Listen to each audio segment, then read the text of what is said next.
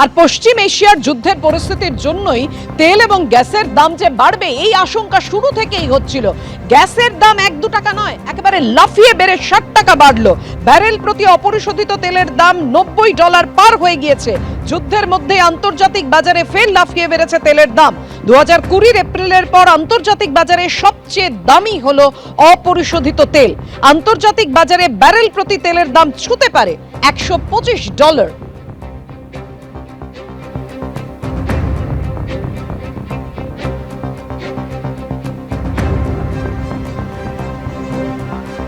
এর মধ্যেই আপনাদের জানিয়ে রাখি, যে কথা বলছিলাম, যে রান্নার গ্যাসের দাম বেড়েছে 60 টাকা। ভোটের আগে গেরস্থের পকেটে কোপ। যুদ্ধকালীন পরিস্থিতিতে বেড়েছে রান্নার গ্যাসের দাম। শুধু গ্যাসের দাম যে বেড়েছে তা নয়, 25 দিনের আগে নতুন করে কোনো গ্যাস রিফিলিংয়ের জন্য বুকিং করা যাবে না। স্বাভাবিকভাবেই হেসেল যারা সামলান সেই গৃহিণীরা তারা কিন্তু সমস্যায় পড়েছেন। তাদের কপালে দুশ্চিন্তার ভাঁজ। আমরা রয়েছি অজয়নগরে বিশ্বাস পরিবারের গৃহকর্ত্রী যিনি রয়েছেন পিয়ালি বিশ্বাস, তার সঙ্গে সরাসরি কথা বলবো। ভীষণই তো সমস্যার সম্মুখীন হয়েছি আমরা, যে এক লাফে এতটা গ্যাসের দাম বাড়ানো হলো। আর তার পাশাপাশি যে 21 দিন ছাড়া 25 দিনের আগে রিফিল বুক করা যাবে না। আমার তো যৌথ পরিবার, আমার 8-10 জনের পরিবার। তো সেক্ষেত্রে আমি মানে ভীষণই চিন্তায় পড়ে গেছি যে কিভাবে 15-20 দিনে আমার গ্যাস শেষ হয়ে যায়। সেক্ষেত্রে আমি কিভাবে গ্যাস পাবো। আবার ছোট আমার বাচ্চা আছে, শ্বশুর শাশুড়ি আছে। তো সেক্ষেত্রে মানে আমার সরকারের কাছে বিশেষভাবে অনুরোধ, যাতে গ্যাসের এরকমভাবে মূল্য বৃদ্ধি না করে। আর এরকমভাবে যদি গ্যাসের দাম বাড়তে থাকে তাহলে আমাদের ঠিক পুরনো যুগে ফিরে যেতে হবে, যেমন মা ঠাকুমারা করতো, কয়লায় যে রান্না করতো গুলের উনুনে, সেরকম দিনে আমাদের ফিরে যেতে হবে। আর এরকম ফ্ল্যাট বাড়িতে তো আমাদের সেগুলো একদমই পসিবল না। পিয়ালি বিশ্বাস যেটা বললেন যে তাহলে কি পুরনো দিনে ফিরে যেতে হবে, সেইটাও কিন্তু সম্ভব নয় এই ফ্ল্যাট কালচারে বা বর্তমান পরিস্থিতিতে।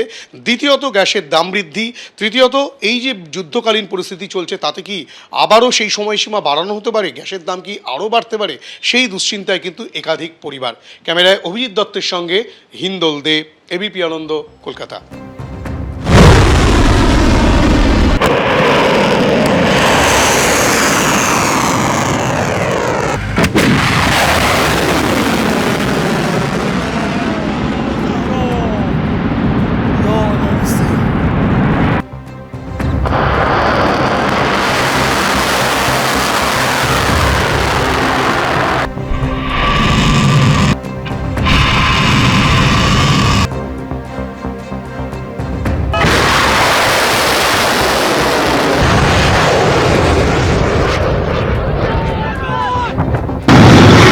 পশ্চিম এশিয়ার যুদ্ধে আত্মসমর্পণ ইরানের, এমনটাই দাবি করেছেন ডোনাল্ড ট্রাম্প।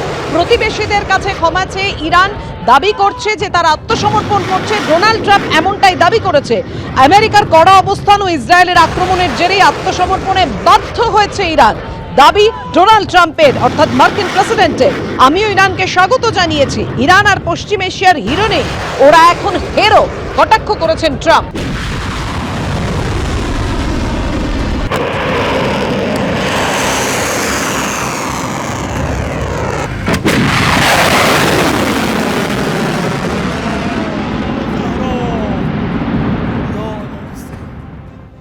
এবিপি আনন্দ, এগিয়ে থাকে, এগিয়ে রাখে।